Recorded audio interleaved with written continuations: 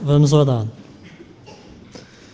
Querido Pai, que habitas nos altos céus, nós te agradecemos, Senhor, pelas bênçãos concedidas durante esta semana e também pela oportunidade de demonstrarmos o nosso apreço, dando os dízimos e as ofertas, Senhor. Possas abençoar, Senhor, cada coração sincero, Senhor, que seja para o avanço da tua obra, tanto aqui nesta ilha como também no resto do mundo. Em nome de Jesus te peço e agradeço. Amém, Senhor.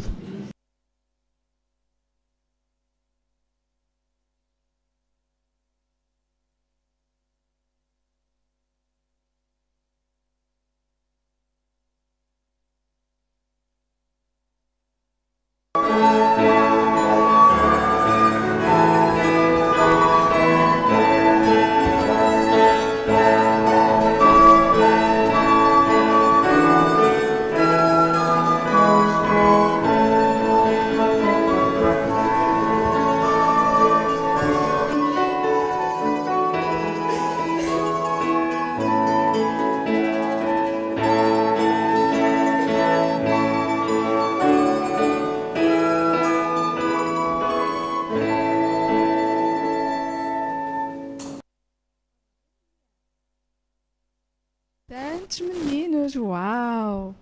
A história que eu vos vou contar hoje é pequenina, mas fala-nos sobre um lugar especial, muito especial. É sobre um menino chamado André. Ele andava na escola, assim, tal como todos vocês, e ele ia fazer uma visita de estudo. Quem é que já fez aqui uma visita de estudo? Quem é que já saiu? Já fizeram? Então ele ia visitar uma exposição de flores. Também já foste? Muito bem. Então, lá foram 2 a 2, com os professores e funcionários, visitar a exposição de flores. Ele gostou imenso. Ele viu muitas flores, de tantas cores, de tantos tamanhos, vários feitios. Ficou maravilhado com aquelas flores todas. Nesse dia, quando chegou a casa da escola, queria contar à mãe tudo o que tinha visto. E começou a contar: "Oh mãe, eu vi rosas, vi cravos, vi flores amarelas, flores vermelhas, até flores azuis eu vi." Ele estava mesmo maravilhado. E então a mãe disse: "Olha, André, um dia nós iremos para um lugar onde tu vais ver tantas flores como essas." Sabe o que o André disse? "Vamos, mãe, eu quero ir, estou pronto, vamos." Mas então a mãe explicou: "Não é já. Em breve, Jesus vai voltar e vai-nos levar para um lugar chamado céu. Lá vai ter muitas flores, como as que tu viste hoje, e ainda mais bonitas. Também vai haver pássaros a cantar, vai haver animais com os quais podemos brincar. A mãe continuou: vamos poder usar uma coroa de ouro e vamos poder estar com Jesus. Acham que o André ficou contente por saber isto tudo? Claro que sim, ele ficou muito contente. Ele disse logo: oh mãe, eu quero ir para o céu. Eu quero ver todas as flores e quero muito estar com Jesus. Eu também quero ir para o céu. E vocês? Quem é que quer ir para o céu aqui? Muito bem. O que é que nós temos de fazer para irmos para o céu, para irmos com Jesus? Rodrigo. Temos de ser bons, ser bondosos. Mariana. Também devemos ser obedientes. Aline. Sermos misericordiosos. Ter amor. Muito bem. Tomás.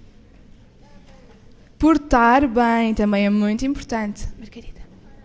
Devemos também orar a Jesus. Afonso. Arrumar os brinquedos. Muito bem. Há muitas coisas que devemos fazer para irmos para o céu, não é? Muito bem. Devemos sempre andar nos caminhos de Jesus. Está bem? Não nos vamos esquecer disto. Vamos andar sempre nos caminhos de Jesus para irmos para o céu. Está bem? Bom sábado para vocês.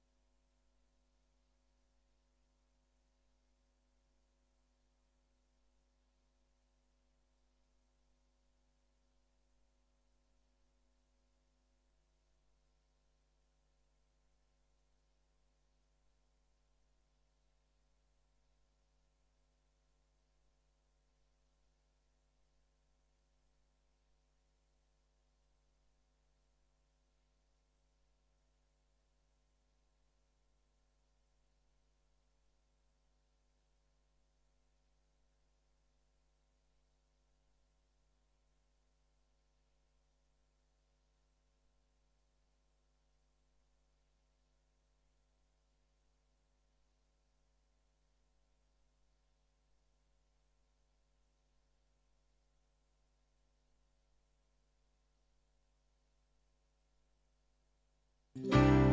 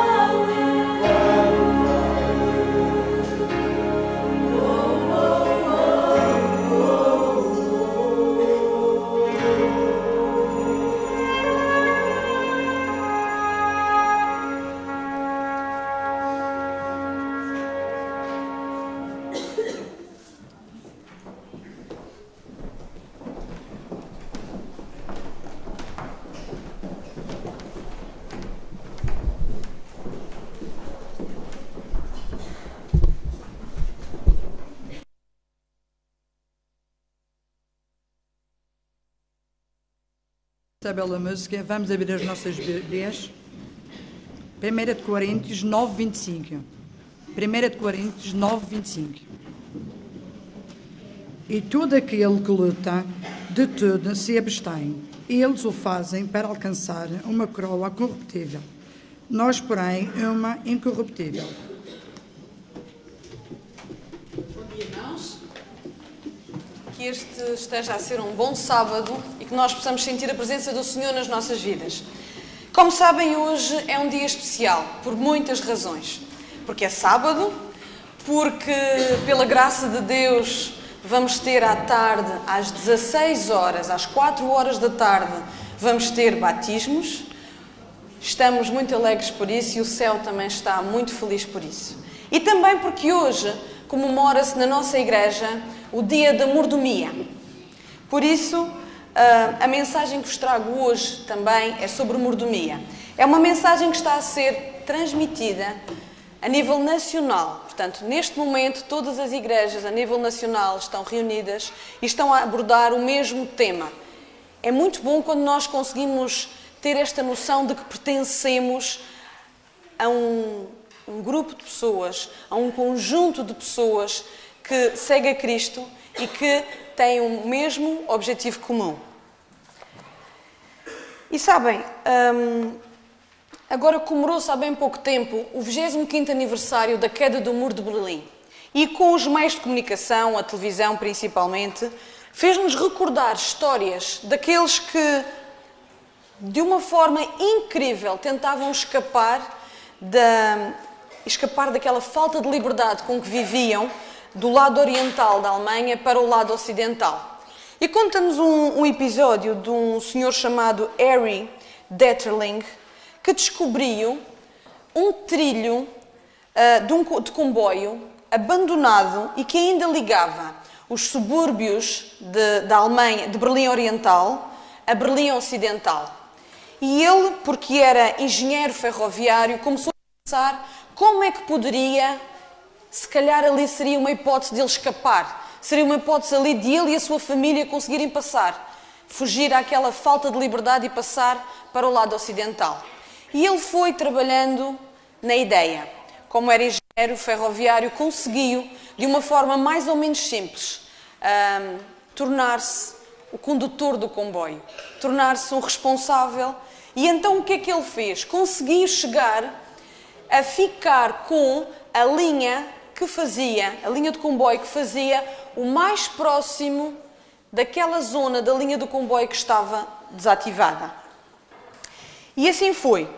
Assumiu a posição de maquinista, fez o percurso durante algum tempo, linha normal por onde passava, mas nunca para aquele trilho, porque aquele trilho tinha sido abandonado. Conseguiu, ao fim de 4 meses, desde a altura em que o muro de Berlim tinha sido elevado, conseguiu fugir. E conseguiu fugir de uma maneira extraordinária. Conseguiu que o maior número de pessoas da sua família, o maior número de amigos, naquele dia, no dia 5 de dezembro de 1961, embarcassem no comboio que ele estava a conduzir. Era um comboio que aparentemente ia fazer a viagem normal. E no momento certo, próximo daquele trilho, ele desvia o comboio e a todo vapor consegue ultrapassar a fronteira. Os soldados que estavam na fronteira a tentar impedir tiveram que se desviar para proteger a sua própria vida e ele assim conseguia escapar. Ele e todos aqueles que estavam naquele comboio. No dia seguinte, o governo alemão da Alemanha Oriental mandou destruir aquele trilho para que não houvesse mais hipótese de alguém sair por ali. Outras pessoas conseguiram também uma fuga com sucesso naquela altura. Eram a bordo de um tanque de guerra roubado, um carro adaptado para passar por baixo daquela fronteira, daquela barreira que impedia a passagem, a cancela, a nado, num colchão de ar, em ultraleves, num balão de ar quente, através de cabos de eletricidade, através de túneis escavados durante a noite para conseguir passar para o outro lado. Arriscavam quase tudo para conseguirem atingir a tão desejada liberdade de poder gerir a sua própria vida e escolher o seu destino. A Bíblia, em Gênesis, no capítulo 2, no versículo 15. Gênesis capítulo 2 e versículo 15. Mostra como o homem foi criado como um mordomo ou gestor desta terra. Gênesis capítulo 2, versículo 15 diz: Tomou, pois, o Senhor Deus ao homem e o colocou no jardim do Éden para o cultivar e o guardar. Mas este homem também recebeu o livre-arbítrio. Podemos ver em 16 e 17. E o Senhor Deus lhe deu esta ordem: de toda a árvore do jardim comerás livremente, mas da árvore do conhecimento do bem e do mal não comerás, porque no dia em que dela comeres, certamente morrerás.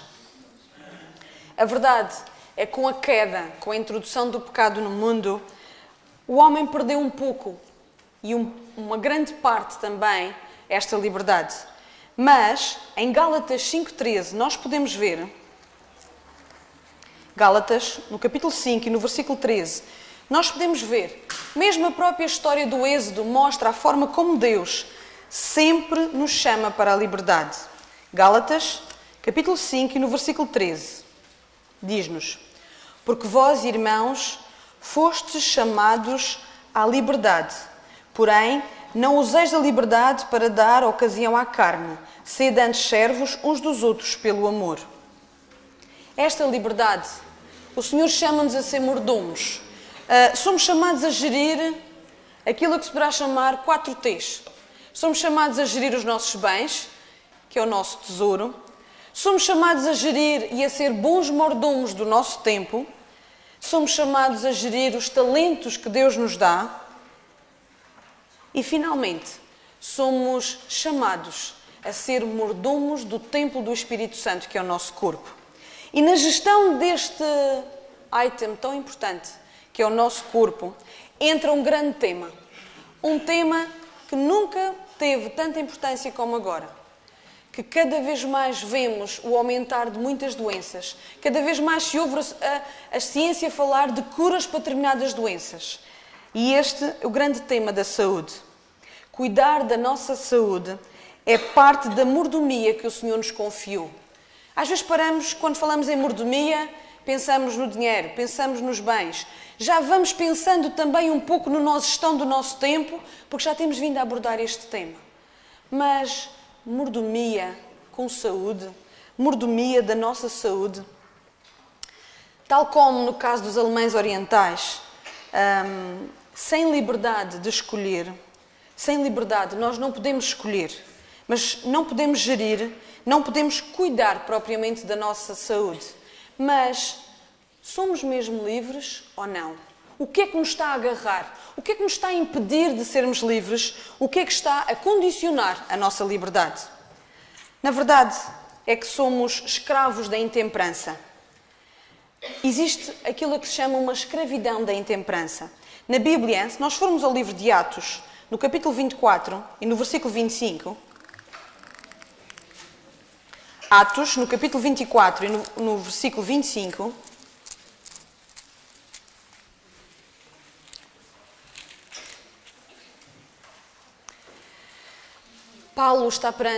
o apóstolo Paulo está perante Félix e ele diz,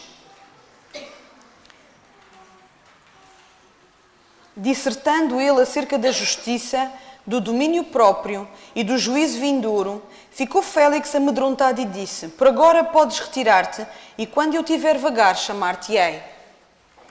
Paulo, na sua dissertação perante Félix, aborda temas tão importantes como a justiça, o domínio próprio e o juízo vindouro. Ele exortou também os crentes de Coríntios a exercerem o domínio próprio em todas as coisas para obterem a coroa incorruptível. Foi isto que nós lemos na primeira Epístola a Coríntios 9:25, que a irmã Rosário leu. Ainda o mesmo Paulo falou e incluiu o domínio próprio como um fruto do Espírito Santo. Em Gálatas, no capítulo 5, no versículo 23. Gálatas, no capítulo 5 e no versículo 23. Eu vou ler o 22, que tem a parte mas o fruto do Espírito é amor, alegria, paz, longanimidade, benignidade, bondade, fidelidade, mansidão, domínio próprio. Contra estas coisas não há lei. Muitas são as passagens onde nós podemos ver que a Bíblia alerta-nos para algo tão importante como o domínio próprio. Ainda temos mais. Se nós formos a Provérbios, no capítulo 16, e no versículo 32,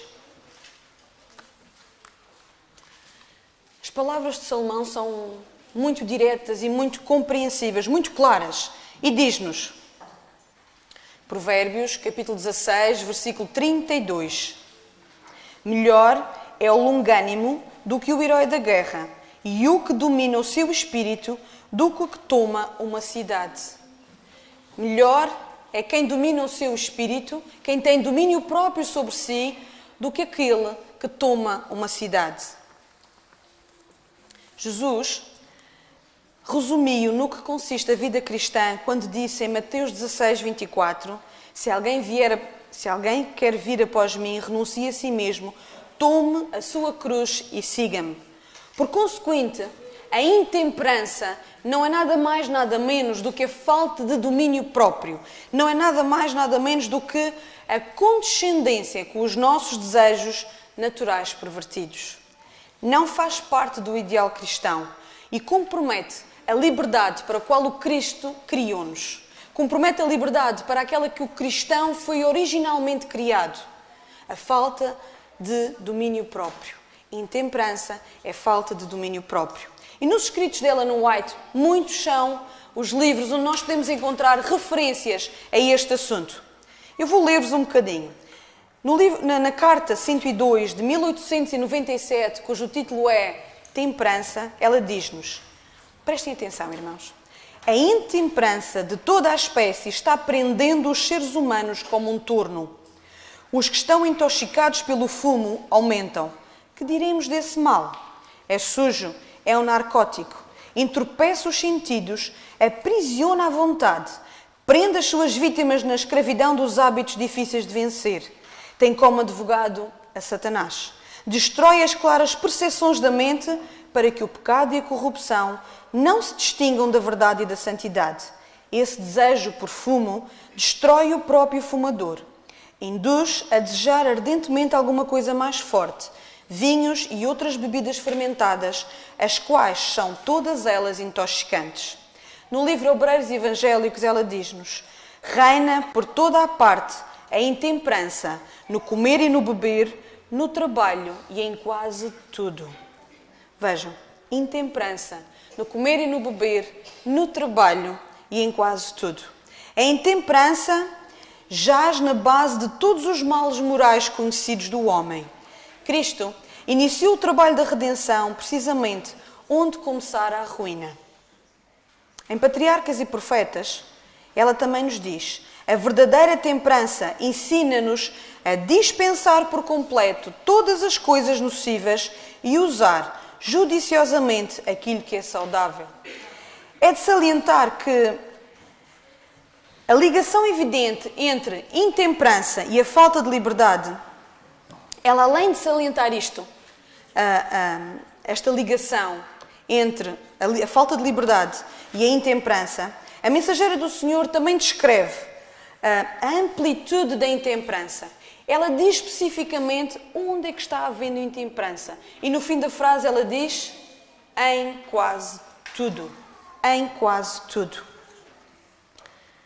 Mas existe uma citação de irmã Ellen White relacionada com saúde que nós normalmente não associamos com este tema. Não associamos com o tema da temperança, não associamos com o tema da mordomia.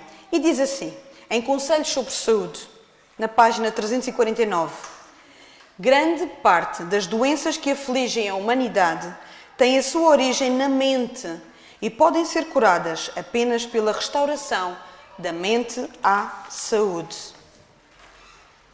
Sabem que também há espaço para a temperança na informação científica que dispomos hoje. A verdade é que no cidadão comum, quando nós falamos de temperança, não é um termo usado. E às vezes as pessoas levantam o sobrolho e pensam, temperança? De que é que estás a falar?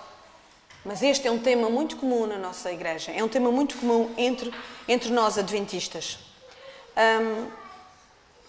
Mas a verdade é que, em termos científicos, ela tem vindo a ganhar muita força e tem vindo a ganhar um grande destaque.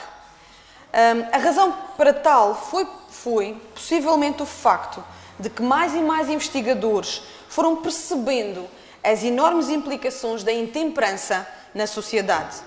Por exemplo, há pelo menos 25 anos atrás, foi compreendido pelos cientistas de que a doença cardíaca, tal como os diabetes, não só podiam ser controlados, mas também podiam ser revertidos.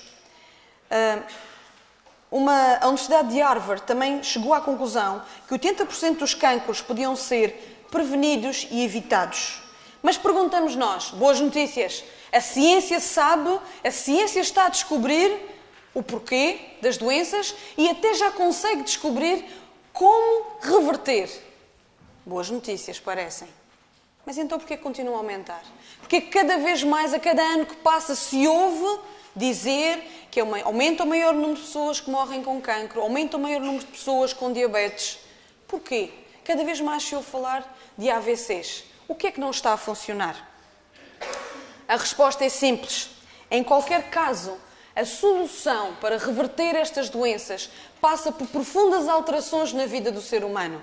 Passa por profundas alterações no estilo de vida e para que tal possa acontecer é preciso temperança. Para que possam ocorrer profundas alterações na vida do ser humano e no seu estilo de vida, na forma como come, na forma como vive, na forma como dorme e como trabalha, é preciso domínio próprio. É preciso que haja temperança em tudo. A falta de domínio próprio está hoje identificada na sua relação com um sem número de problemas, sejam eles de saúde, sejam eles sociais. Vejam só, homicídio, alcoolismo, tensão arterial alta, violência sexual, depressão, divórcio, desemprego, problemas financeiros, problemas relacionais, dependências de todo o género e feitio. Assim como a vulgar hoje dependência também de aparelhos eletrónicos, TV, net, jogos e telemóveis. O que falta, na maioria dos casos, na nossa realidade nacional, não é falta de equipamentos especiais nos hospitais, não é falta de pessoal especializado e formado, conhecedor de saúde, mas sim é falta de temperança. Daí que Deus sabia o que estava a dizer quando mandou a mensageira Ellen White dizer: a grande parte das doenças que afligem a humanidade têm a sua origem na mente. Muitos estudos realizados por investigadores chegaram à conclusão que pessoas temperantes têm ou são as coisas que vos vou dizer. Prestem atenção. Pessoas temperantes têm um melhor ajustamento de personalidade, maior sentido de valor próprio e menos tendência a ser arrogantes ou orgulhosos, melhor controle sobre a ira, menos transtornos tais como comportamento obsessivo-compulsivo, ansiedade, depressão, ira, fobias, paranoias, tendências psicóticas. Pessoas temperantes são mais conscienciosas, mais estáveis emocionalmente, têm melhores relacionamentos, melhor coesão familiar, menos conflitos interpessoais, têm mais empatia e perspectiva, mais poupadas e gerem melhor o dinheiro que têm. Quando erram, têm menos problemas em admitir o erro e pedir perdão. Assumem mais responsabilidade quando transgridem e têm menos vergonha de ter errado e tendem menos a projetar a sua culpa nos outros. Melhor relação com os subordinados quando em posição de liderança. Em crianças, menos problemas comportamentais, são mais populares com os colegas e mais bem-sucedidas na escola. Isto são exames, são testes que foram feitos pela ciência. Mas há outro lado da moeda. E então os cientistas sempre analisam os dois lados. Analisam o aspecto positivo e analisaram o aspecto positivo e descobriram estas características em quem é temperante, mas quiseram saber, e quem não é temperante? Quais são, não é quem não é temperante, quais os aspectos negativos de ser temperante? Porque quem não é temperante já vimos o que é que era. Que aspectos negativos encontraram eles? De quem é temperante? A verdade é que não foram identificados qualquer problema em pessoas que estivesse relacionado com a temperança. Não quer dizer com isto que as pessoas temperantes não têm problemas. Não é isso. O que quer dizer é que não foi comprovado que os problemas que as pessoas temperantes têm são uma causa de serem temperantes. A temperança, pelo contrário, é um poderoso instrumento auxiliar na resolução de qualquer problema. Os investigadores colocaram, para avaliar o domínio próprio das pessoas e para fazer melhor o estudo que estavam a fazer, eles colocaram os participantes do estudo a responder a questões que têm aqui uma relação. Eu vou ler-vos rapidamente, mas prestem atenção porque são questões muito simples, não são questões complicadas, mas que permitem ver se a pessoa tem um alto domínio próprio ou um baixo domínio próprio. E o que eu apelo aos irmãos é que, à medida que eu for lendo cada um destes itens, pensem, esta frase revela alto domínio próprio ou baixo domínio próprio. Fazemos este exercício. Consigo resistir às tentações. Tenho dificuldade de quebrar maus hábitos. Faço coisas que reconheço que me são prejudiciais, desde que me sejam divertidas. Tenho dificuldade em dizer não. É difícil para levantar-me de manhã. Falo sempre o que está na minha mente. Gasto demasiado dinheiro. Mantenho tudo organizado. Sou frequentemente levado pelos meus sentimentos. Faço muitas coisas por impulso. Interrompo as pessoas com frequência. Não guardo muito bem segredos. Sou pontual. Não sou facilmente desencorajado. Como comidas saudáveis. O prazer e o divertimento impedem-me muitas vezes de realizar o meu trabalho. Tenho dificuldade em concentrar-me. Às vezes, não me consigo controlar em fazer algo, mesmo sabendo que o que faço é errado. Consigo empenhar-me em objetivos a longo prazo. Estas foram algumas das questões que as pessoas deste questionário, deste teste que os investigadores tiveram a fazer, tiveram que responder. Se nós fôssemos pessoas que fizéssemos parte deste questionário, que fizéssemos parte deste estudo, que resultado final seria? Teríamos nós, como cristãos, um domínio próprio alto ou teríamos um domínio baixo? Mas nem tudo está perdido. Não podemos ter a ideia de que nascemos assim e vamos morrer assim. Não há impossíveis para Deus. E, na verdade, os investigadores admitiram que não sabiam como é que uma pessoa podia adquirir o domínio próprio. Para eles, alguns investigadores e alguns cientistas não conseguiam perceber. Ok, já percebemos que o domínio próprio tem vantagens, já percebemos que o domínio próprio é muito bom o ser temperante, mas não sabemos como fazer com que as pessoas tenham este domínio próprio. Mas mesmo assim, eles entretanto tinham algumas ideias. Vejam só, 2 ideias fundamentais. Uma delas era não viver só para o imediato. Uma mente focada no futuro facilita o autocontrole. Conhecem alguém? Conhecem algum povo que no seu próprio nome já tem a esperança incutida? São os adventistas. O nosso próprio nome projeta-nos imediatamente para o futuro, para o advento, para o que há de vir. E é isso que as Escrituras chamam de esperança. A falta de esperança e de perspectiva futura está associada à intemperança na vida dos mordomos de Deus. A falta de esperança, a falta de nós olharmos mais além, em vez de ficarmos limitados a este momento que estamos a viver, que é o presente. O nosso lugar não é no presente, o nosso lugar é no futuro.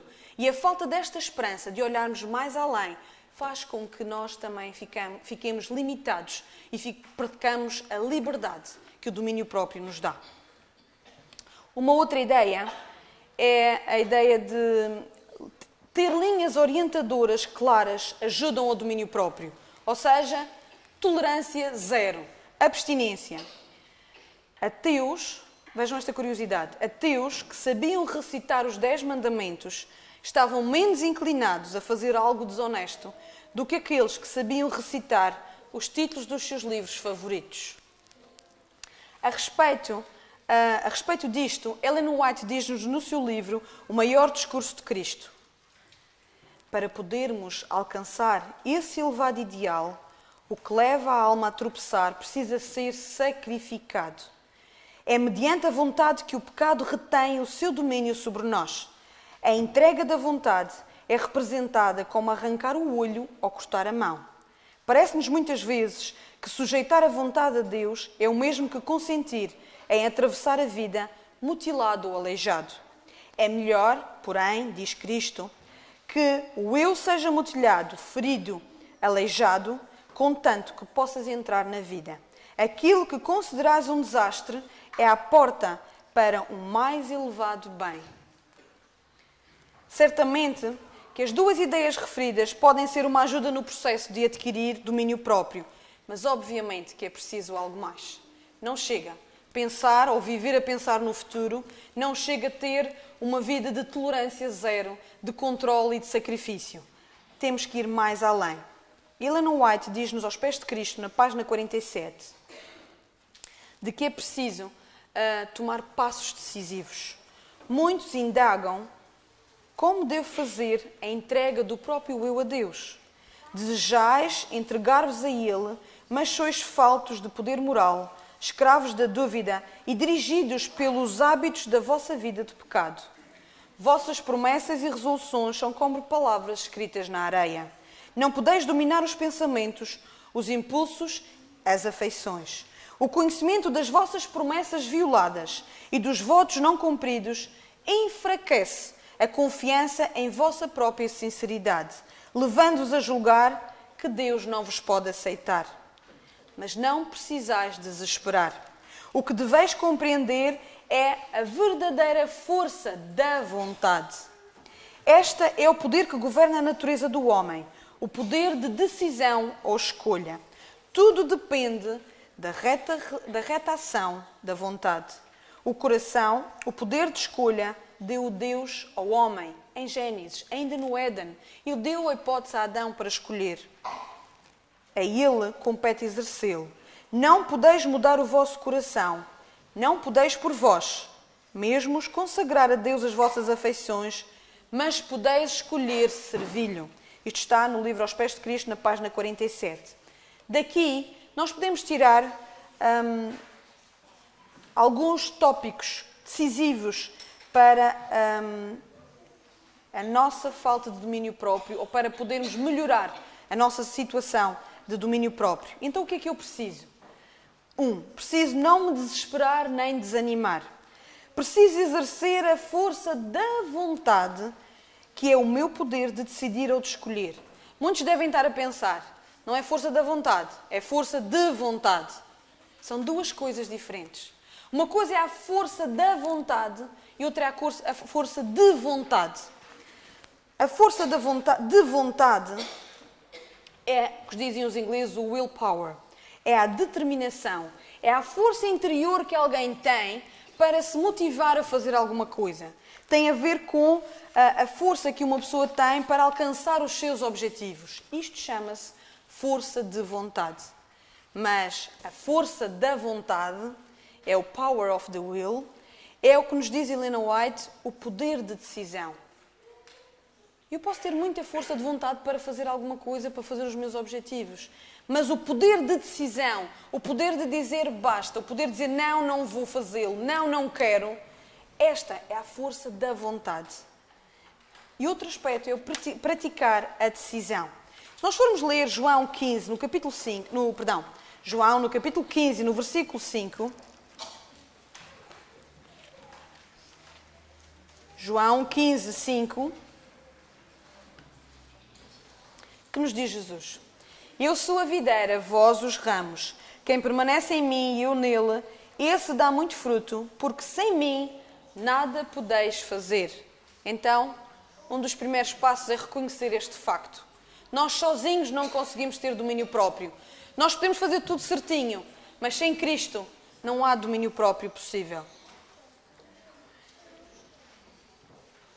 Mas a palavra de Deus também nos diz: tudo posso naquele que me fortalece. Há uma citação de Ellen White que parece mostrar-nos o caminho para obter o fruto da temperança na nossa vida. Diz-nos assim: o abundante amor de Deus e a sua constante presença no coração darão o poder do domínio próprio e moldarão e aperfeiçoarão a vida e o caráter. A graça de Cristo guiará os objetivos e propósitos, bem como as capacidades, pelos meios que darão poder espiritual e moral. Irmãos, é a presença do amor de Deus na nossa vida que vai, e uma vida consequente de renúncia própria, que produzirão o fruto tão esperado da temperança, que é o domínio próprio. E é em todo este processo, desde o princípio, é a graça de Deus que nos guia, que nos encoraja para termos domínio próprio. Precisamos que a nossa vida esteja cheia do amor de Deus.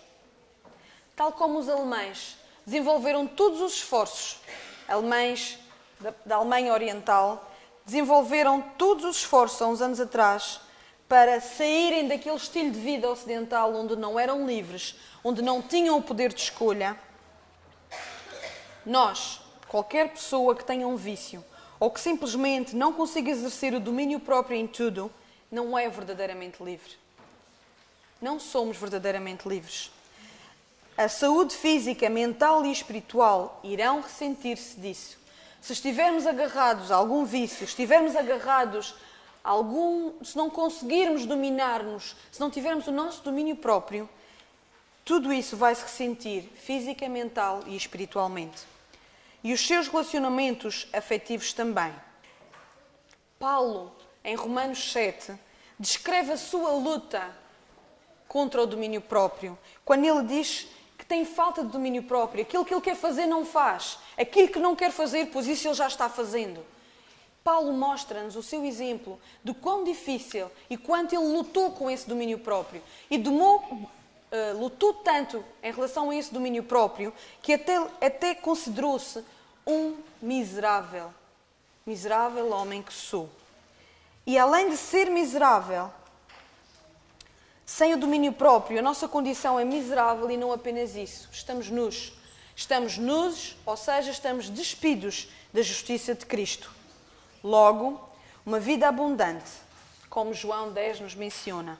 Uma boa saúde, como a 3ª de João 2 nos diz, não deve ficar comprometida pela ausência de liberdade, gerada pela falta de domínio próprio. Será que vale mesmo a pena continuar com a falta de domínio próprio? Será que vale alguma coisa sermos intemperantes? Na graça e no poder de Deus podemos viver uma vida sã e que essa seja sã e que seja o Senhor a receber toda a glória e honra, porque Ele de facto pode apresentar-nos imaculados diante da sua glória. Que o Senhor nos ajude a pensarmos que ser mordomos não é só do dinheiro, não é só do tempo, é também do templo do Espírito Santo, que é o nosso corpo, é também cuidarmos da nossa saúde. Que o Senhor nos ajude a sermos mordomos, a sermos temperantes e a ter domínio próprio, para que assim possamos usar a nossa força da vontade e subjugar essa mesma vontade ao nosso bom Deus. Ele tem planos maravilhosos para nós e o caminho é olharmos além, não ficarmos agarrados ao presente. Que o Senhor nos ajude e nos oriente nesse sentido. Amém.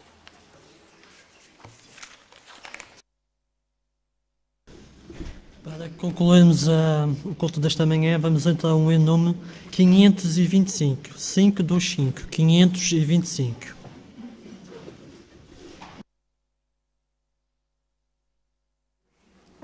Oh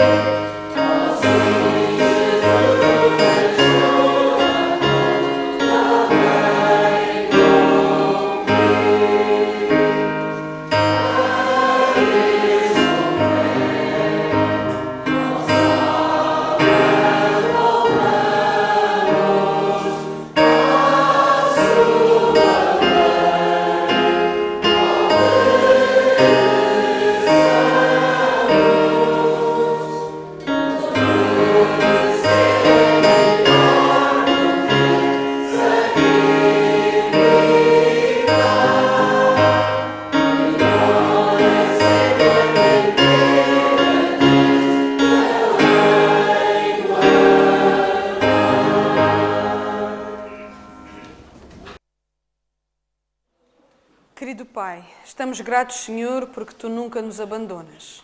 Por isso, neste momento, Senhor, queremos Te pedir que Tu nos ajudes a sermos temperantes, a sermos verdadeiros mordomos, Senhor, do templo do Espírito Santo, que é o nosso corpo.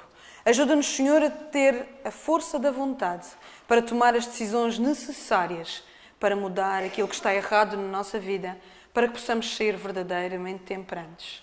Ajuda-nos, Senhor, durante este sábado, leva-nos sãos e salvos até os nossos lares. É tudo o que pedimos e agradecemos. Em nome de Jesus. Amém.